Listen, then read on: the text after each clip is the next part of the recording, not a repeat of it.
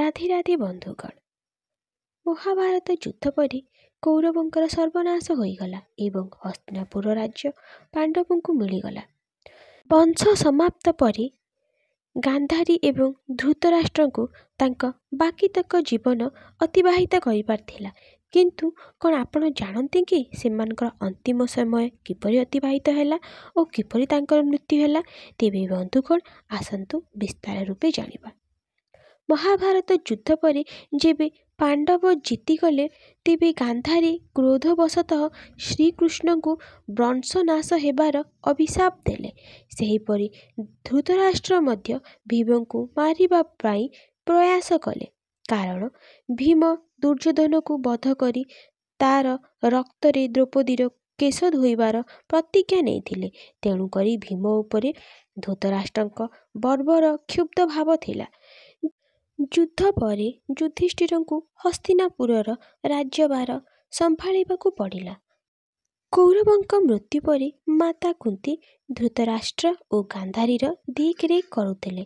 ଭୀମ ସବୁବେଳେ ଧୃତରାଷ୍ଟ୍ରଙ୍କୁ ଅନେକ କଟୁ କଥା କହୁଥିଲେ।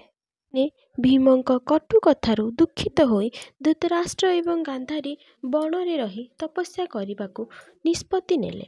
ସଞ୍ଜୟ ମଧ୍ୟ ତାଙ୍କ ସହିତ ବଣକୁ ଗମନ କରିବାକୁ ଇଚ୍ଛା କଲେ। ମାତା କୁନ୍ତୀ ମଧ୍ୟ ତାଙ୍କ ସହିତ ବଣକୁ ଗଲେ। ସେମାନେ ବଣକୁ ଯାଇ ତପସ୍ୟା କଲେ ଏବଂ ତପସ୍ୱୀଙ୍କ ପରି ଜୀବନ ବ୍ୟତୀତ କଲେ। ସେମାନେ ରାଜଭବନ ପରିତ୍ୟାଗ କରିବାର ଅନେକ ସମୟ ହୋଇଯାଇଥିଲା।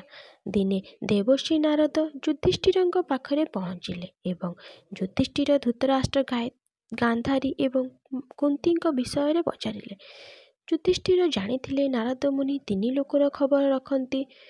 ତାଙ୍କ ପାଖରେ ଏମାନଙ୍କର ଖବର ନିଶ୍ଚୟ ଥିବ। ନାରଦ ମୁନି କହିଲେ, ଧୃତରାଷ୍ଟ୍ର, ଗାନ୍ଧାରୀ ଏବଂ କୁନ୍ତୀ ହରିଦ୍ୱାର ପାଖରେ ଏକ ଜଙ୍ଗଲରେ ତପସ୍ୟା କରୁଥିଲେ।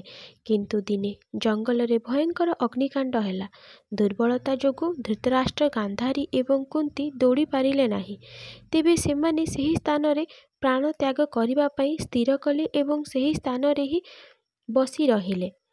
ସେହି ଅଗ୍ନିକାଣ୍ଡରେ 3 ଜଣ ଜଳି ସେଠାରେ ହିଁ ସେମାନଙ୍କର ମୃତ୍ୟୁ ହେଲା।